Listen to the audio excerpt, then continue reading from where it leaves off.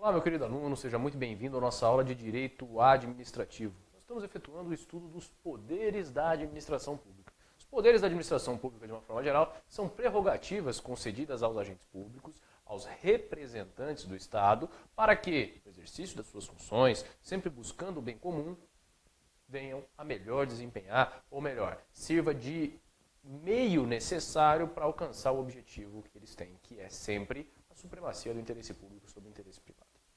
Nós temos o poder discricionário, que trata de critérios de conveniência e oportunidade, dos quais podem se valer o administrador público nos limites em que a lei permite isso. O poder vinculado, a lei descreve todos os elementos e cabe ao agente público simplesmente verificar a sua ocorrência e aplicar a decisão que a própria lei dá. Não há discricionariedade, não há conveniência, não há oportunidade. Nós temos o poder regulamentar, exercido pelos chefes do Poder Executivo, como forma de fiel execução das leis, que é feito por meio de decretos e regulamentos. Você já sabe também que os decretos podem ser de execução, os decretos executivos, que são exatamente esses que tratam da fiel execução da lei, mas também podem ser decretos autônomos, nos termos do artigo 44, inciso 6 da Constituição Federal, que permite ao chefe do Poder Executivo dispor, mediante decreto, sobre a organização e funcionamento da administração pública federal, desde que isso não implique em criação de órgão, entidade e nem aumento de despesa, ou a extinção de cargos e funções vagas, também pode ser feito por meio de decreto. Beleza? Agora nós vamos iniciar o estudo do poder hierárquico. O poder hierárquico, o próprio nome já diz, e alguns doutrinadores chamam simplesmente de característica de hierarquia, não falam que isso é um poder. Mas, em geral, isso vem cobrado na prova e normalmente previsto no edital como poder hierárquico. O poder hierárquico é a forma como a administração pública se organiza para que sejam verticalizadas as suas relações entre os seus agentes e órgãos. Como assim? Nós temos órgãos que se submetem a outros órgãos, que se submetem a outros órgãos e agentes dentro desses órgãos que também se submetem a essa mesma disciplina. É um poder hierárquico que estabelece a obrigação de que um agente subalterno preste obediência às ordens de um agente superior e que o agente superior tem o direito de ordenar o que o agente subalterno vai ter que fazer. Então, a organização administrativa é toda hierarquizada. E aqui eu quero falar a primeira coisa para você, um primeiro alerta que já vai resolver questão na sua prova. Primeira coisa, em relação ao poder hierárquico, é importante que você saiba que ele está presente em todos os poderes também da República. Poder Executivo, Poder Legislativo e Poder Judiciário. No entanto, isso vai ficar somente como função típica do Poder Executivo e como função atípica do Poder Legislativo e do Poder Judiciário. Porque nas suas próprias atividades, Poder Legislativo legislar, Poder Judiciário julgar, não há hierarquia entre os seus membros. Não existe um presidente de uma comissão que seja superior a um deputado que faça parte dessa comissão, desde que isso se relacione com o exercício da função legislativa. E um juiz tem plena liberdade para decidir de acordo com a sua convicção motivada e não se submeter ao julgamento, a ordens superiores de um tribunal, por exemplo. O juiz decide aquele caso e, se você não gostar, você recorre. Mas não existe subordinação técnica, nem em relação às atividades típicas do legislativo, legislar propriamente dito, e nem as atividades típicas do judiciário, que é julgar. Os juízes são autônomos e têm plena liberdade e independência para poder julgar de acordo com a sua convicção. No entanto, nos três poderes, inclusive no legislativo e no judiciário, existe a hierarquia administrativa. Então, um servidor da secretaria de uma vara federal, por exemplo, deve se submeter à autoridade do diretor de secretaria e que devem os dois se submeter à autoridade hierárquica do juiz diretor do foro, que se submete à autoridade do tribunal e da corregedoria e assim vai até chegar no presidente do CNJ. Isso tudo não se tratando de aspectos judiciais, se tratando apenas de aspectos administrativos. No âmbito dos outros poderes, nós temos essa subordinação, essa hierarquia nesses termos. Tipicamente do Executivo, mas de forma atípica aparece também no Legislativo e no Judiciário. Como eu já pude adiantar para você, nós temos como decorrência do poder hierárquico a possibilidade do superior ordenar proferir ordens que devem ser observadas pelo seu subordinado, ordens nos estritos termos legais e com a finalidade pública, e o dever do seu subordinado de obedecê-lo. É óbvio que esse dever de obedecer não abrange as ordens manifestamente ilegais. Isso implica dizer que, se um superior hierárquico, no âmbito da administração pública, der uma ordem para o seu funcionário, para que ele receba um valor, uma propina, uma transferência em sua conta pessoal, e ele o fizer, essa ordem é manifestamente ilegal. Isso é só um exemplo, tá? É uma ordem manifestamente ilegal, e por conta disso ele não vai se eximir dessa responsabilidade simplesmente por estar cumprindo ordens. Inclusive, isso é observado também pelo Código Penal, que trata como excludente de ilicitude o estrito cumprimento do dever legal, salvo decorrente de ordem manifestamente ilegal. Se o cara age em cumprimento a uma ordem manifestamente ilegal, ele deveria saber daquela ilicitude, daquela ilegalidade, e por isso fica desobrigado de seu dever funcional de obediência. Beleza? Então, o poder hierárquico implica nesse duplo viés. O dever, o direito de o superior ordenar o seu subordinado e o dever de seu subordinado de obedecê-lo, desde que essa ordem não seja manifestamente ilegal. Dessas características, dessas decorrências, nós temos outras decorrências. E a primeira delas é a possibilidade de o superior hierárquico promover a revisão dos atos praticados pelo seu subordinado. Então, o subordinado profere um ato administrativo e esse ato administrativo, se eivado de ilegalidade, por exemplo, pode ser revisto pelo seu superior. Pode ser revisto pelo próprio servidor? Pode ser revisto pelo próprio servidor. Mas, como decorrência da hierarquia, um outro agente pode rever o ato do subordinado. Trata-se da revisão dos atos administrativos. E as outras duas figuras interessantes sobre o poder hierárquico é a delegação e a avocação. A delegação e a avocação implicam na transmissão, na transferência da competência que originalmente era cometida a um servidor, a um agente público, e passa para outro, a depender da situação em que isso ocorrer. A delegação, o superior transmite a sua competência, transfere, vou escrever que é mais curto, transfere a sua competência para o subordinado. Tem uma atividade que é de competência do superior e esse superior fala, não vou fazer, faça você para mim, por favor. Esse por favor é um plus meu. Né? Então, o superior pode delegar as suas funções, desde que não se trate, não seja competência exclusiva. Por quê? Porque a competência exclusiva é indelegável. Quem disse que a competência exclusiva ou privativa é a lei.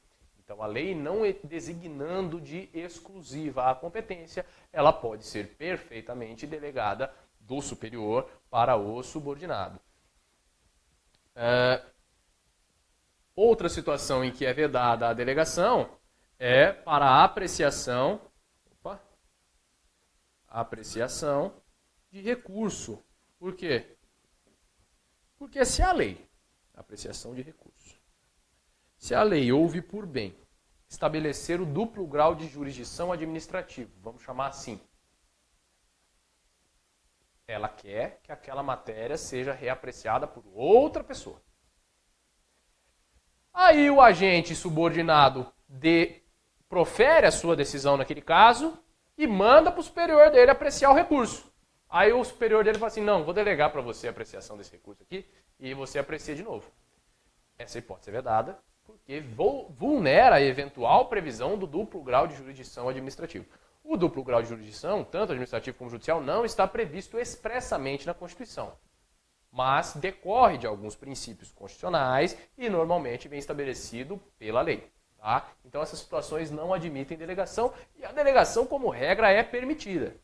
A Lei 9874, de 99, que estabelece o procedimento administrativo federal, as regras atinentes ao procedimento administrativo federal, estabelece a delegação tranquilamente, sem maiores restrições. A Lei 9874 não trata a delegação com grau de excepcionalidade. Mas também não deve vir a regra. Por quê? Porque implica em vulneração, em mutação, em transferência da competência que a lei atribuiu inicialmente a um cidadão para outro agente público. Beleza? Isso é a delegação. Passar do superior para o subordinado. A avocação, por seu turno, a avocação, ela é o superior,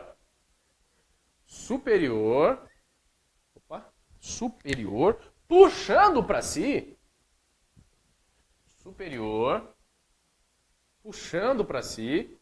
a competência do subordinado. Então aqui, ó, o competente era o subordinado e o superior puxa para ele, fala assim, não, quem vai fazer sou eu. Isso tudo em nome do interesse público. Isso não pode estar maculado pelo princípio, pela defesa de interesses particulares. E a doutrina, e mesmo a lei 9874 de 99, estabelecem a avocação como uma forma excepcional.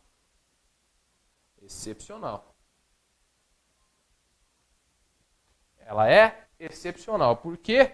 Porque além de vulnerar a transmissão, a definição da competência legalmente estabelecida, ela pode implicar numa captio diminucius. Quem traz essa expressão é a Maria Silvia Zanella de Minucius. Maria Silvia Zanella de Pietro, que fala que isso é uma forma de diminuir a atuação e a competência administrativa do subordinado. Se a lei elegeu ele para fazer, isso deve ser cumprido, salvo uma situação excepcional. E a avocação e a delegação não podem dizer respeito a competências exclusivas, evidentemente, mas também as que decorrem da própria natureza do cargo, especialmente a avocação. Elas têm que dizer respeito a atos mais singelos, digamos assim. Ela não pode esvaziar a função daquele determinado cargo de acordo com o que estabelece a doutrina. Beleza? Então é isso. Revisão superior, delegação e avocação de competência em poder hierárquico. O poder hierárquico permite também o superior hierárquico de promover a fiscalização das atividades do seu subordinado. A revisão dos atos, a avocação e a delegação são permitidos, mas também ainda em relação ao poder hierárquico, o supervisor, o superior hierarquicamente na escala da administração pública, tem o dever de fiscalizar a atividade do seu funcionário. E nessa fiscalização da atividade do seu funcionário do funcionário do Estado, mas que está abaixo dele na escala hierárquica do Estado, se ele verificar a prática de uma infração administrativa, aí surge o que nós vamos tratar agora. O poder disciplinar. Então, o poder disciplinar, ele é decorrente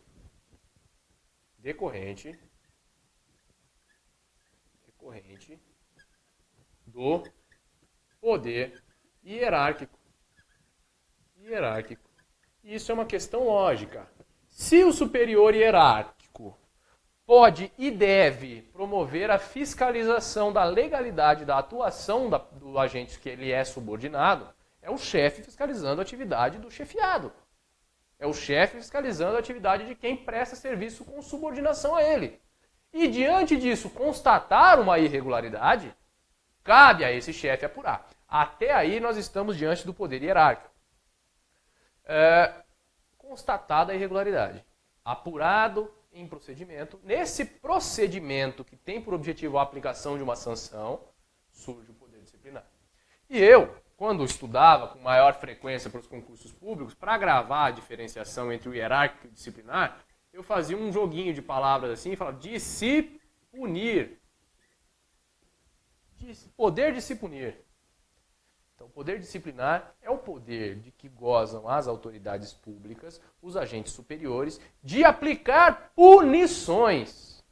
Punições. Essas punições devem ser dirigidas aos agentes públicos, como decorrência do poder hierárquico, está aqui, agentes públicos como decorrência do poder hierárquico, mas não só atinge os agentes públicos, atinge também os particulares, mas não é em qualquer situação. Não é qualquer particular que se sujeita ao poder disciplinar da administração pública. É apenas o particular que tenha vínculo jurídico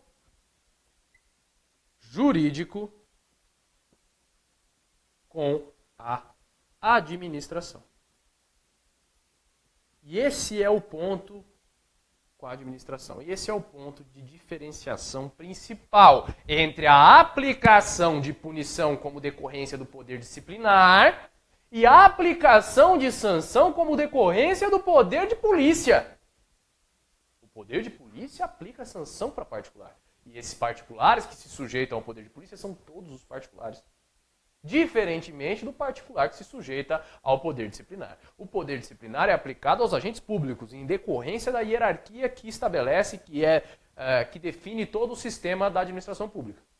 Agora, os particulares que vão se sujeitar ao poder disciplinar são somente aqueles que possuem um vínculo jurídico. Exemplo: concessionários e permissionários de serviço público. Eles têm, por meio de um contrato administrativo com a administração pública, um vínculo jurídico com a administração. E por isso se sujeitam ao poder disciplinar que é inerente à própria administração pública. Beleza? Então não é qualquer particular. Essa questão aqui, caiu na prova da Polícia Federal aplicada em dezembro de 2014. PF 2014 cobrou exatamente qual o poder que era aplicado aos concessionários de serviço público. Qual o poder não? Qual o nome do poder que implicava na aplicação de sanções, penalidades aos concessionários de serviço público. Então, é o poder disciplinar. Tranquilo? Seguimos. Muita gente que eu quero dizer, são os autores de direito administrativo, defendem que na aplicação da sanção do poder disciplinar, a administração age com inteira discricionariedade. Fica ali ao seu critério de conveniência e oportunidade definir qual a melhor sanção aplicável e qual o quantum da sanção correta a ser aplicável. E é o seguinte, primeira observação em relação a essa suposta discricionariedade que a gente tem que entender é que, diferentemente do direito penal, lá no direito penal os tipos são fechados, é a tipicidade cerrada do direito penal. Lá se estabelece exatamente qual a conduta e qual, dentro dessa conduta, é a pena. A matar alguém, artigo 121 do Código Penal, pena de 6 a 20 anos de reclusão. Diferentemente do plano penal, das infrações criminais, no direito administrativo, as infrações são mais abertas. Não existe essa obrigatoriedade de administração pública, da lei que estabelece as infrações administrativas, estabelecerem exatamente qual é a conduta. Pode-se haver aqui tipos abertos. E igualmente abertos são os dispositivos que definem as sanções. Essa é a grande razão para que parte da doutrina entenda que existe nessa aplicação da sanção a discricionariedade administrativa. Então o cara verifica a situação. Enquadrou no tipo? Vamos ver certinho. Aqui não é preto no branco. Igual um exemplo que eu já citei para você sobre a conduta imprópria no ambiente da repartição. Manifestação de apreço ou desapreço. Nessas situações, quem vai apurar, a autoridade administrativa competente para essa apuração, vai promover a subsunção do fato à norma, mas essa norma de muito maior generalidade, muito maior abertura do que um tipo penal, por exemplo. Igualmente, como eu já disse, são as sanções aplicáveis a esse tipo de situação, esse tipo de infração administrativa. Nessa hipótese, a autoridade teria discricionariedade para escolher qual a melhor sanção e qual seria o quantum da sanção. Alguns administrativistas defendem que essa discricionariedade, na verdade, é ilusória. e que deve-se haver na aplicação da sanção, como em todas as atividades administrativas, uma maior vinculação do administrador na escolha da sanção e na aplicação da sanção. E aqui é que entra o papel fundamental do princípio da proporcionalidade. O professor José dos Santos Carvalho Filho cita um acórdão do STJ, que estabelece que não há essa vinculação, aliás, que não há essa discricionariedade irrestrita, aberta, para a aplicação de sanções. Deve-se minimizar ao máximo a liberdade do administrador na aplicação das sanções decorrentes do poder disciplinar. Beleza? Então, nós temos essa concepção. Não é raro vermos a discricionariedade como decorrência da sanção aplicável por conta do poder disciplinar, mas nós temos essa outra concepção amparada pela parte da doutrina e por jurisprudência do STJ, que define que, se tem discricionariedade, ela tem que ser ao máximo reduzida, de acordo com o contexto em que se insere e temperada pelo princípio da proporcionalidade, verificando-se a melhor sanção, a sanção mais adequada à infração, ao caso e à gravidade do caso. Beleza? Então, o que nós vamos fazer para responder certo esse trem na prova? Nós vamos verificar o que o examinador está pedindo de você. Se ele pedir, simplesmente falou, olha, na aplicação da sanção existe discricionariedade do agente que vai punir, existe. Agora, se ele der a entender, se ele trouxer para você maiores elementos sobre o que ele está perseguindo, se ele quer essa posição um pouco mais aprofundada, você vai subtrair isso da prova, você vai extrair isso do enunciado da questão e vai responder com esses temperamentos que eu falei para você sobre a doutrina e a jurisprudência. Beleza? Essa divergência, essa posição que defende a maior vinculação da aplicação da sanção decorrente do poder de punir, do poder disciplinar, aumenta na mesma proporção, a possibilidade do controle judicial. Então, o controle judicial é possível na aplicação das sanções. Eu quero que você entenda uma coisa bem simples.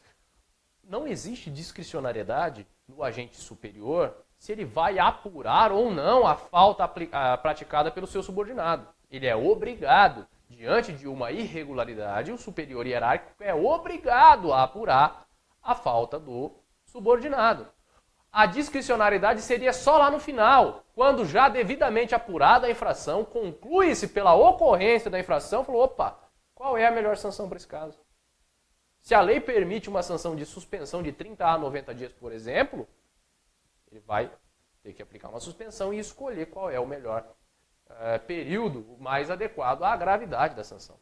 Então, assim como ocorre, lógico que não com os mesmos engessamentos do sistema penal, o administrador aqui deve guardar relação com a proporcionalidade. E aqui, razoabilidade e proporcionalidade podem sim servir de critério para o controle judicial, que não vai entrar no mérito administrativo, mas vai fazer o controle de legalidade. E esse controle de legalidade pode sim abarcar a razoabilidade e a proporcionalidade. Beleza? Uma outra coisa importante sobre o poder disciplinar é que o fato de ser uma ordem hierarquizada na administração pública, não dispensa, pelo contrário, determina que seja feita a apuração por meio de um procedimento administrativo. E nesse procedimento administrativo deve ser assegurada à pessoa que eventualmente tenha praticado a infração, da qual se investiga a prática de uma infração, seja o agente público, seja o particular com vínculo jurídico com a administração pública, deve ser assegurada a ele a ampla defesa e o contraditório. A ampla defesa garante a ele se manifestar em sua própria defesa, se valer dos recursos que estão previstos em lei, e o contraditório lhe garante que ele contraste as provas que são produzidas nos autos. Então, a prova é produzida, todas as partes devem poder sobre ela se manifestar em homenagem ao princípio do contraditório e da ampla defesa. Então, a conclusão é essa. O procedimento de apuração das infrações para a aplicação do poder disciplinar tem que ter, necessariamente, por força de dispositivo constitucional, no artigo 5º, respeito ao contraditório e à ampla defesa. O contraditório e a ampla defesa não são garantidos apenas nos processos judiciais, mas são garantidos também no procedimento administrativo que vise apurar e vise aplicar sanções e punições aos agentes públicos e aos particulares que tenham vínculo com o poder público. Beleza?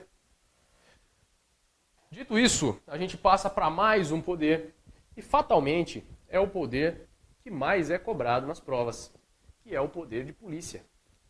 O poder de polícia, ele decorre, aliás, ele tem como conceituação a possibilidade de a administração pública, no exercício das suas funções, promover a restrição das atividades particulares. No poder de polícia, a administração pública, fazendo valer a supremacia do interesse público, restringe os bens, as atividades e os direitos dos administrados, dos particulares. Então você tem de um lado o interesse público, que deve prevalecer, e do outro o interesse particular, que está atrapalhando a implementação desse interesse público. Esse cara tem que se comportar de acordo com o que a lei estabelece. E caso ele esteja praticando alguma irregularidade, ou mesmo que no exercício de seu próprio direito esteja lesando a coletividade, a administração vai atuar. E vai atuar restringindo diretamente os direitos, os bens e as atividades desse cidadão.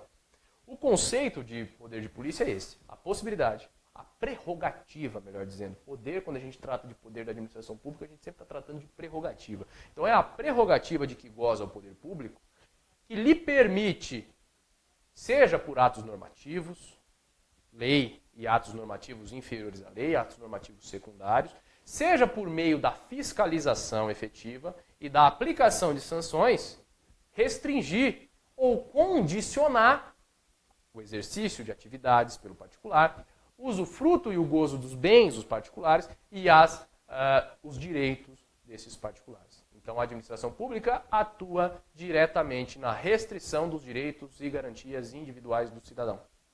Isso, evidentemente, tem que ser feito nos limites da lei e nos limites em observância aos princípios administrativos. Conceito. O conceito doutrinário é muito parecido com isso que eu acabei de falar para você. Mas é importante, isso aqui costumava cair com mais frequência, graças a Deus parou um pouco, porque é uma questãozinha bizonha, que existe no ordenamento jurídico brasileiro hoje um dispositivo legal que conceitua. Não é uma perfeição de conceito, mas é bastante abrangente e se identifica, não é errado o conceito. Ele só não é 100% condizente com todas as atividades que representam o exercício do poder de polícia pela administração.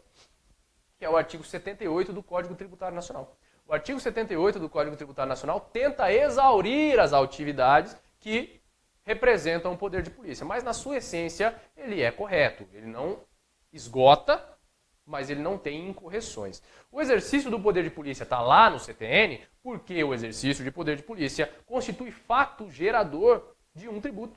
E esse tributo é a taxa. A taxa tributária, a taxa como espécie de tributo, pode ser cobrada em razão de dois fatos geradores. A prestação de serviços públicos específicos e divisíveis, ou a colocação desses serviços públicos à disposição do particular. Essa é a primeira hipótese de incidência, o primeiro fato gerador das taxas. E o segundo, o regular exercício do poder de polícia. E o CTN vai além. No parágrafo do artigo 78, ele estabelece assim, fala, olha, considera-se regular o exercício do poder de polícia quando feito pela autoridade competente e nos limites estabelecidos pela lei. Então, o poder de polícia também pode ser exercido com abuso e o código fala, o CTN, Código Tributário Nacional, fala que ele vai ser correto, vai ser regular quando obedecer os conceitos, os limites estabelecidos na lei. Quem é competente para exercer o poder de polícia? O Estado, a administração pública. Em geral é isso. Tá? Só que a competência que eu estou dizendo aqui é que ela pode ser exercida na esfera federal. O poder de polícia pode ser exercido na esfera federal, na esfera estadual e na esfera municipal. Quem traz esse desenho da divisão das atribuições, das possibilidades de fiscalização e de normatização dos bens, direitos e atividades dos particulares é a Constituição Federal. Lá, quando ela trata da organização do Estado, ali pelo artigo 20 da Constituição Federal, ele estabelece as matérias que são resguardadas, que são asseguradas a cada uma das esferas da federação. E com base nisso, e o próprio legislador constituinte observou essa divisão, nós temos que no interesse nacional vai ser de competência federal, nacional, nós temos que de interesse regional vai ser de competência estadual, e nós temos que de competência de interesse local vai ser competência municipal. Beleza? Nós voltamos com mais poder de polícia, porque ele tem bastantes peculiaridades que vão ser melhor exploradas numa próxima aula. Por enquanto, a gente fica por aqui. Um grande abraço para você e até a próxima.